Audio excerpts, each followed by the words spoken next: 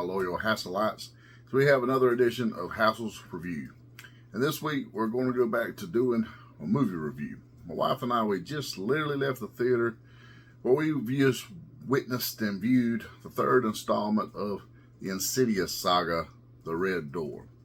But before I get into that right there, I will delve into the fact that on the previews, we got the first trailer for The Nun 2. And holy shit, does The Nun 2 just really look badass.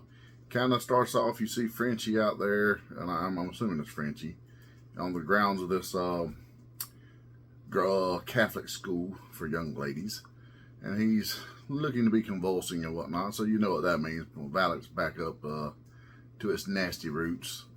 And it kicks off, and it's pretty damn ominous and looks really, really good. The good nun from the last movie, she returns as well. And it comes out in September. It looks, like I said, it's just a trailer, so ain't nothing to really review here. But it does look really, really good. I was quite impressed with it. I will say the only other trailer that stuck out to me was the Five Nights at Freddy's. I don't know shit about this toy line or property or anything beyond the trailer I witnessed today. I've seen them on the shelves at Walmart and whatnot throughout the years, but this movie looks pretty fucking frightening. No shit, it's a Blumhouse movie. Anybody that was scared of the old Chuck E. Cheese shit, I could see is where this would terrorize you. So I mean, it looks pretty damn scary. So let's delve into what we really come here for: the third installment of the Insidious franchise. So the movie pretty much kicks off at the tail end of the second movie, where you have the Lambert family there. They're sitting on the couch, and you have Dalton and Josh, and the mother-in-law and the wife, and the doctor and everybody there. And you got the two peckerheads in the background. That's part of Lynn Shay's team. So they're all there, and they're like basically coming to the conclusion of, okay, we're going to make you forget the last year. You're just going to forget everything that happened over the course of the last year and move on with your lives. Well, they do that. They do the whole hypnosis bullshit, the 1 through 10, counting back and blah, blah, blah. Well, fast forward 9 years, and you are at a funeral. The mother has passed away. The Josh's mother, the mother-in-law. She has passed away, and they're all standing there, and you get, really divided family vibes right off the rift. Come to find out, apparently somewhere along the way, Josh and his wife have divorced. They're a broken home now, and Dalton is about to go off to college, and she's like, why don't you take Dalton to college, on the drive to go to college? And Josh is like, really, he doesn't want to, but he's that peckerhead dad. He decides to do it anyways. Well, while Dalton moved on and just been in a funk, and he sensed something was off. Josh is in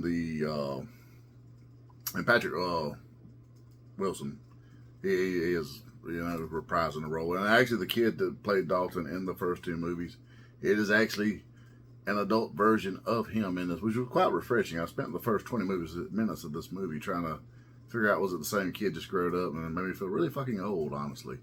So yes, I mean, I do have gray hair, so. But anyways, so they make a pact to do this right here. Josh has been in a fog. He knows something's missing, but he's attributing it to the fact that his father was issues with his dad.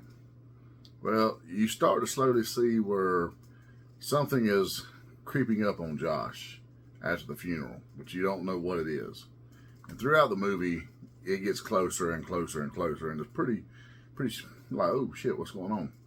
I will say the movie starts out very, very slow burn, very slow burn. You, like I said, you start off with the funeral, or you get your recap, then you the funeral. Then you have this really awkward drive to college. And he gets him settled into his room or whatnot, and he's trying to, make a little bit of a bond with him or whatever.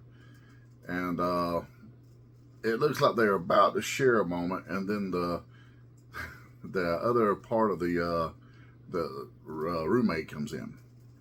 And they thought the roommate, being the name was Chris, was a guy. Well, it was a mix-up at the housing authority, apparently.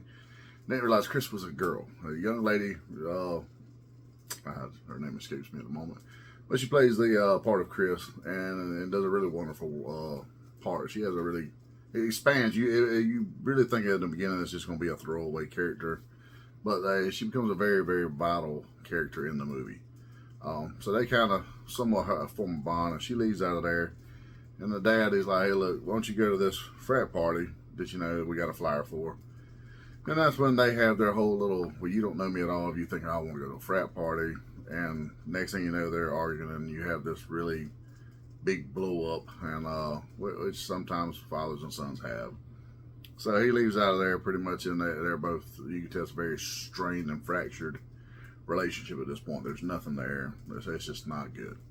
Well, he goes into the first class because he's going for art. He's a liberal arts major, which was the funny part when he looks at her. He's like, "Well, I just thought I'd be a dude in here," and she's like, "Well, it's a liberal arts college, thus the liberal." But it was really just a fuck up. So she's kind of a little comedic at times. She brings a little ha-ha to it here and there when needed. But anyways, they get into the first art class, and the art teacher, the professor, is a bitch. No nice way to say it. She is the bitch. So pretty much she kicks the kid out right off the rift. Well, he has a picture that he had been sketching of his deceased grandmother, and quite proud of it. So he just tears it up because that's what she asked the other dude to do. And she, basically then gets on his ass like, "Why would you do that? It was a wonderful piece of art. His was not, yours is." But then she supports him and nourishes him a little bit. Well, then they do this, okay, go into your subconscious, start with your chalk on the board, and do not lift your hand and draw. And she starts counting back. So apparently when she starts counting back, it unlocks the red door. And we start to drift back into the further. So we're back into the further now. He literally starts sketching out basically the red door. And of course, somewhere along the way, his hand gets cut on it, and blood goes on it. You get a little bit of red on there at the time. So then he's like, "Holy shit, what happened?" And he's kind of a little unnerved. And by that time, something kind of hits on Josh, like you can tell he knows something's up too, but he don't know what, because they forgot the events of the first two movies. So he actually goes to try to seek help, and he goes to get an MRI done. And while he's in there for the MRI, he gets pretty much attacked by one of the poltergeists when he drifts off into sleep. And that's actually a pretty good little scare, but I mean, unfortunately, the trailer ruined that scare. That would have been a really great one had the trailer not ruined it for you, because the way they do it, it is different from the way the trailer is. You kind of look for it to be one thing and it does another, but you're aware of what's coming, so it did kind of devalue that scare there, so to speak. But it was pretty cool. Well, Dalton takes the art back to his room, and of course he starts playing with it. The next thing you know, he's smearing the blood all over the fucking door, and it starts the process. Well, then he starts dream walking again into the further, and he's, the first thing he really does is Chris had moved to another room. Well, she had in the beginning of the movie, when they were doing their little bonding session, she had this little, I'll tell you what, before we get into that, we have to touch on the frat party. He does go to the frat party with her. She convinces him to go. And it's typical frat bullshit. Well, she's like, "Hey, let's go, while everybody's out here, let's go plundering through people's rooms." She's that chick. So they go upstairs and they're plundering through, and they go through the Nick the Dick's room, and he is just that a fucking dick. Aptly, he's named appropriately. So they're digging around his room or whatever, and he starts to see a ghost. When he sees a ghost, it's a ghost of the kid that died there at the frat. This kid had apparently puked himself to death. And he starts to see that guy, and there's you have a really good, cool scene right through there. Like, literally, he tries to hide on the bed from it, and then he sticks his head out, and then, bam, there he is, and all this vomit comes down, and even I was like, ooh, that was pretty gruesome. It made me hold on stomach there for a second. It was pretty pretty gruesome. So that's when they realize, you know, something's off. Well, they go back to the room, and when they get called in there, she improvises and goes to kiss him. Oh, we were just in here trying to, you know, make out. She listens to, oh, we were going to like do it. It was kind of funny, but then, you know, he's Nick the Dick, and he makes some slick comments, and she kicks him in the balls. Cool points, chick. I'll give you that right there. That was pretty nifty of her. So when they go back to the room, this is where she has this little piano thing with a little hose on it, and she's terrible at it. And he goes, and he plays a little song his mother had done. So she picks up on it. So later when he does his dream walking, he goes to the room she gets moved to. And the first thing he does is he picks up that, you know, piano, and he plays that song briefly. It wakes her up. When it does, he drops the thing, and she's like, "Oh, what the fuck?" Well, he goes to go back to his room, or when he goes back to his room, that's when he starts to realize there's specters there, and it's just not a cool, you know, dream walking deal, and he starts being chased by things, the specters of the further, so to speak. And she goes to his room, and she's like, "All right, look here, motherfucker, are you just some creep or what?" And then he goes to explain to her, and he's like, "Look," and he starts explaining to her, look, I was in this coma, and ever since that coma, you know, I feel like something's missing, and this is what's going on. Well, she starts doing investigating, and she finds the two pickerheads from the first two movies that was there with Lin Shaye. And she finds their sign. She brings them to him. They start talking about dream walking and whatnot on this thing. And then he goes to another link, you know, because we all do this thing on YouTube. Better not do it while you're watching my damn show, though. Where you see the little videos down the side there, and you click one as, you know, as you get tired of this asshole rambling like I'm doing right now. And you go to another one. So you better not be fucking doing it, or I'll come haunt your ass. Either way, they find Lin Shaye, and he clicks on her, and he's like, "I know this woman." Because he realizes, you know, something's off. Something's off. He keeps getting that vibe. Something's off. And she talks, but she's talking to this class, but it almost seems like she's really talking to him. And you get that several at times in the movie, and there's like several little neat things that happen here or there that like play back into the other movies. Like, oh shit, that's what that was. Excuse me. Swig of Monster for the working man. Shout out to my co-host Monster. Either way, so she starts to realize, okay, he's not crazy. He's like, look, I need to go back, because the guy at the puking guy that killed himself, that puked himself to death, he's like, I need to go back and talk to him. He said something about shut the door. He said, I need to know what it is. And what he was talking about was shut the fucking red door. We got to shut the red door because you're letting shit out. So zoom back to Josh, and you know, both of them are having like a back and forth thing. So he's at the order of this doctor. He is doing a memory game, kind of like just playing memory, really. Well, he's doing it on this mirror or window. I apologize. Well, every time he flashes one up, you see the specter in the back getting closer and closer and closer.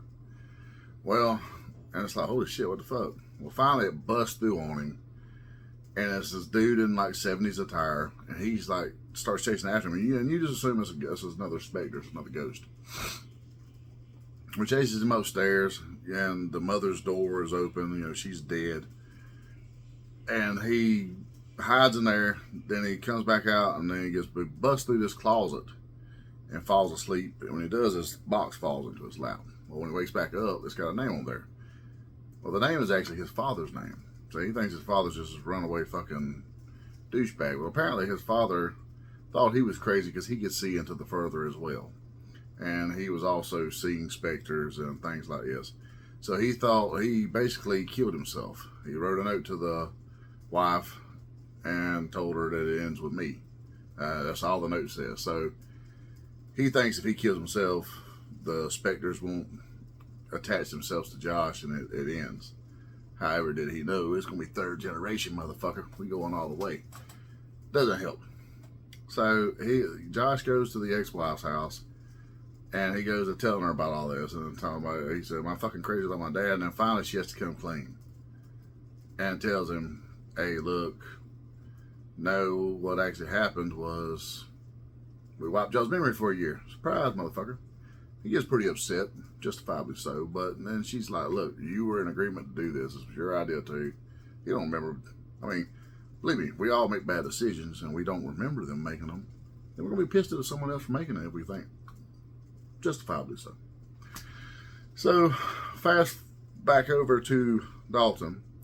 They go back into the frat house. They try to sneak up there and get in there, and you have a kind of little funny scene where Nick the Dick has got the shit. He got to take a good old deuce or growler, and they're needing to get in there to do that. And Dalton is dream walking while she's watching over him. They're in another room, and while he's doing his little dream walking deal, trying to get in there where Nick the Dick's at, she's there just watching over him. Well, the demon from the first few movies, the black thing with the red face, the really creepy motherfucker, and he's got a oddball name. I can't pronounce it. Starts with a B. I can't pronounce it. And I will say, if you look up the actor that plays this character, he's almost as fucking scary without the makeup. No shit. And he actually played the witch from the Conjuring 1. So he's a pretty talented actor, apparently, under the makeup. So the demon, it gets a hold of her and starts choking the shit out of her and almost kills her ass. Well, then, before Dalton can come back, Dalton gets possessed by that demon. So he's captured in the astral plane, and the demon's in his body. Well, they get the fuck out of the frat house, and she starts noticing when she gets him back to the room, because she brings all these lights in there, she starts noticing when she gets him back to the room,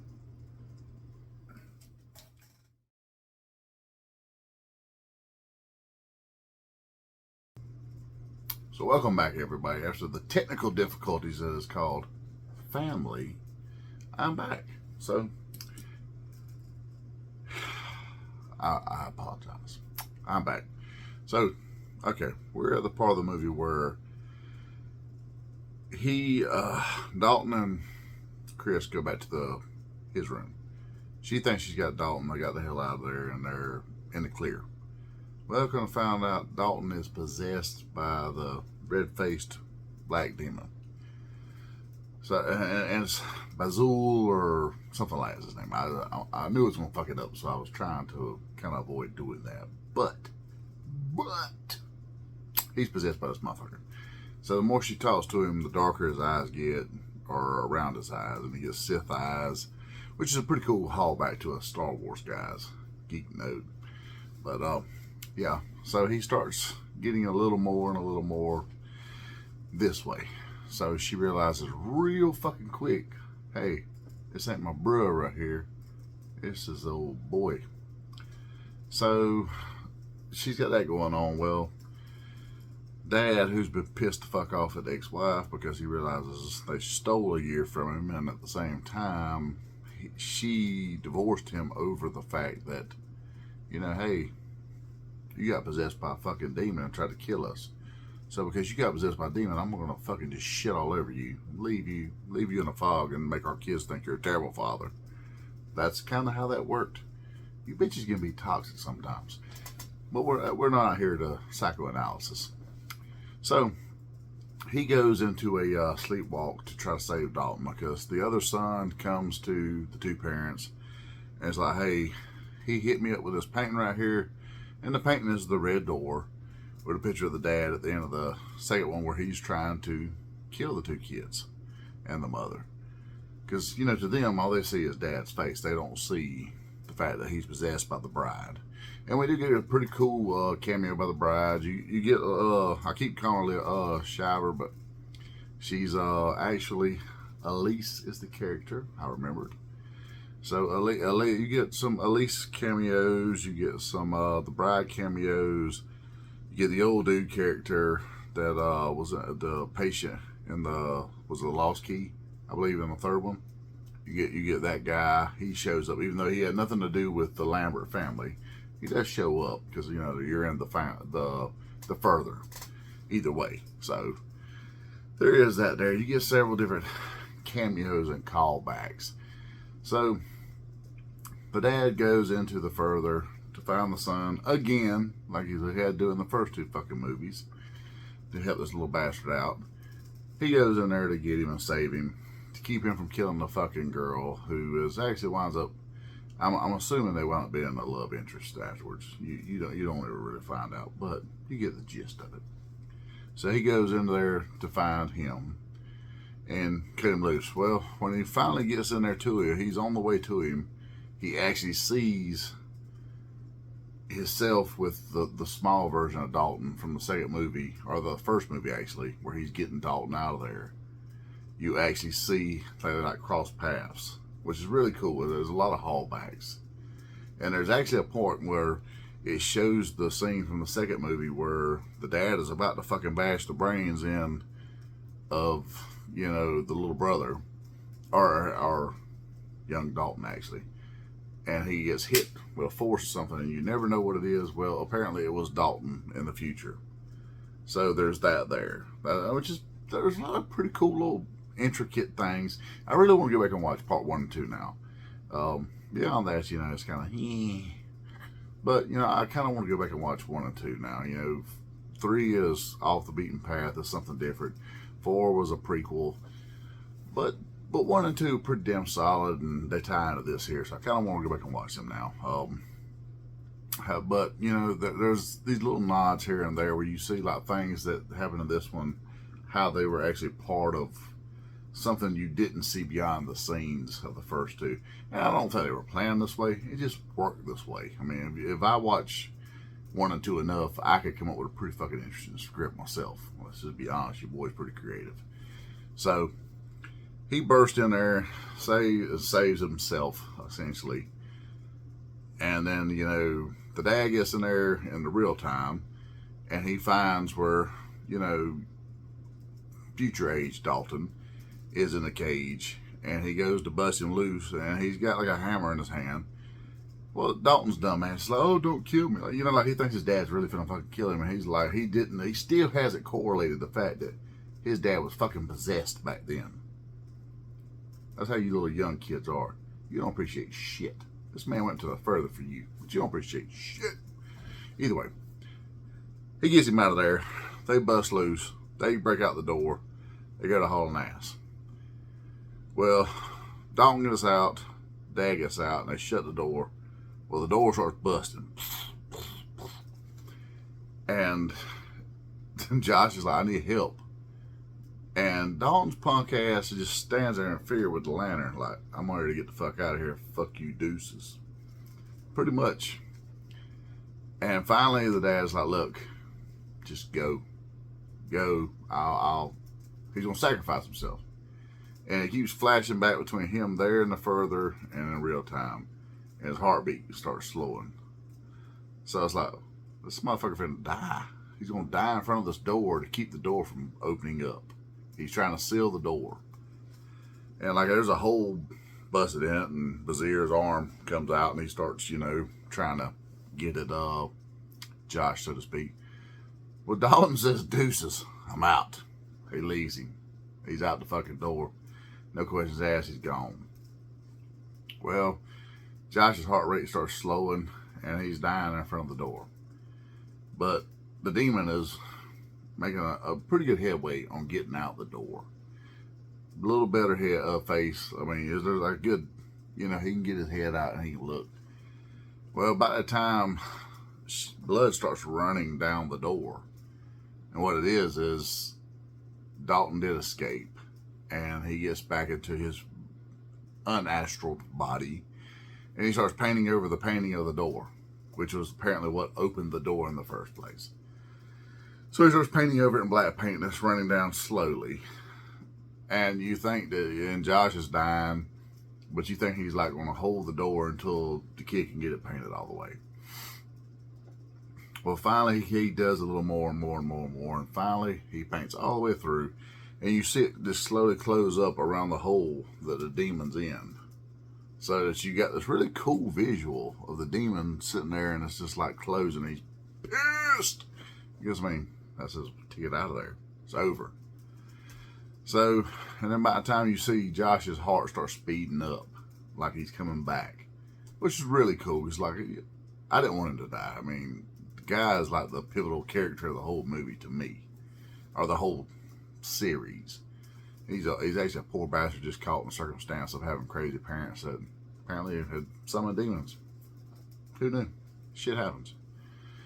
So he goes, and then you think he's stuck in the, once the door is sealed, you think he's pretty well stuck in the further, because, you know, it hauls back to this, like, thing that Lisa said earlier in the movie, like, the further into this, the further you go, the more lost you can become, and the more susceptible you are to the demons. So you think he's pretty well fucking stuck at this point. Like, he's not in there, but he's still stuck in the further, which still inhabits phantoms and demons. Not maybe so much demons, but specters, ghosts. Well, he goes to walk in, and the only thing he has on him is the box that his dad had left that he found in the closet. At this point, he realized his dad wasn't crazy. He wasn't crazy. His dad was just seeing the same shit that he was seeing, and thought that if he killed himself, it would end with him and it wouldn't transfer to his son. And unfortunately, it still did, because the bride still found him. So he's walking, and out of nowhere, he lays the box down.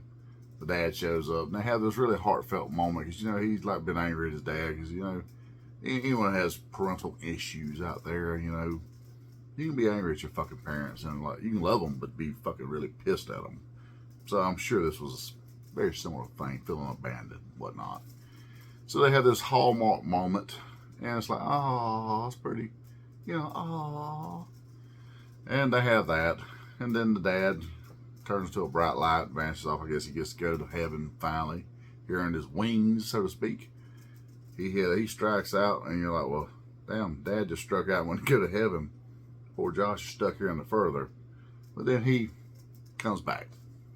So he's back. The ex-wife goes to hug him. The other son realizes finally that, oh shit, Dad didn't try to kill me. We wasn't crazy all this time, even though Mom kept telling me we were just fucking dreaming this shit. Apparently this shit's real. So he realizes it, and you know, you get the moment between them. Well, Dalton calls, and Dalton, he confirms he's fine to the parents. So they all have this family hallmark moment, and you realize then that Chris and Dalton are gonna be something. And then Josh goes to leave, and the ex-wife tells him, you know, he's like, I'll be back in 2 weeks to get the kids, you know, because he's got the every other weekend arrangement like a lot of poor fathers have. You know, I'm gonna fight for you single fathers on this episode. Maybe that's where we're going with this. Anyways, he goes to fight for the every other weekend ride, and she tells him, well, maybe he can show up a little early and get supper with him. So it's like, hey, boy, you sneaking back in. So he goes to walk out to his car, and out of nowhere, Elise is there. And he still hasn't correlated who she is to him. But she says, just randomly says, do you live here? And he's like, well, I hope so.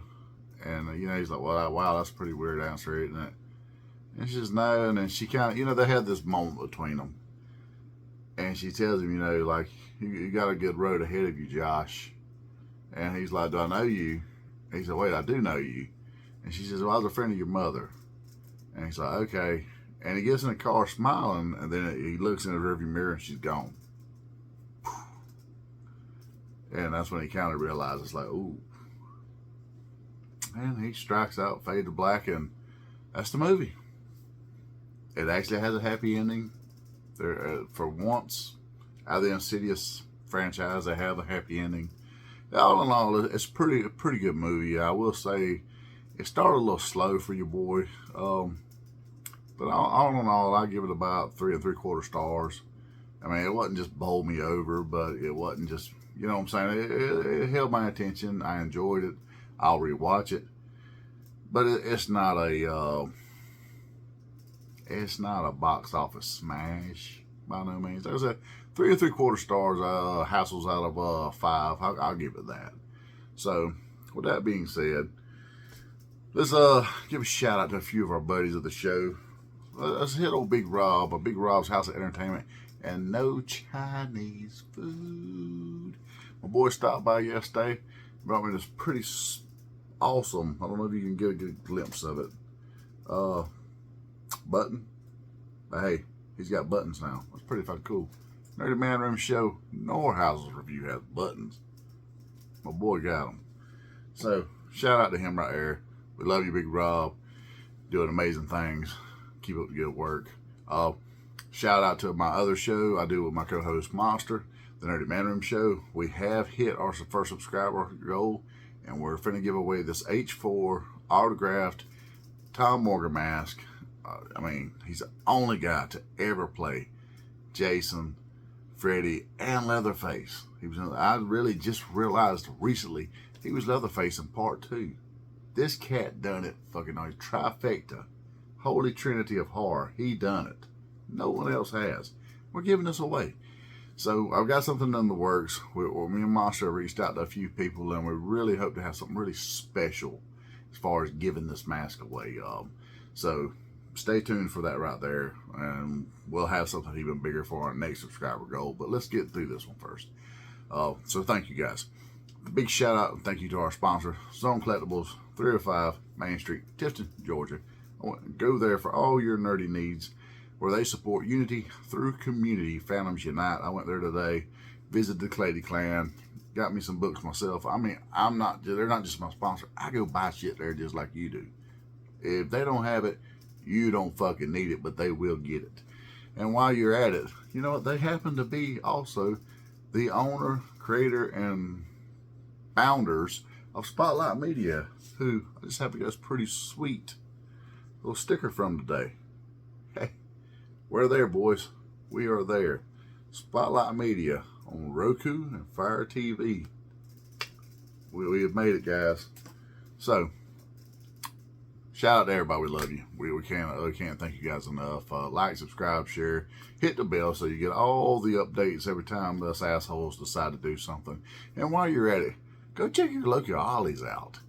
You know, I went there today, and not only did I score a black gold Megazord in the VHS box for $3.99, but Lady J, she's been hitting the Ollies for some time now, but she's been going for around 12, 13 bucks. $4.99. I don't know if some stock boy thought he was fixing to get this bad booger, but your boy Hassel found it. She was in the middle of several of the 12.99ers. I seen her and I said, she got to come home with your boy. I picked up the black and gold Megazord for the Gremlin because my little buddy, he loves the Rangers, as he calls them. So there that is. But we hope you like and enjoyed this week's episode. Don't delve too far into the further, because your ass will get stuck down there, and you may not have Josh to come find you, and Mr. Mittens damn sure won't come.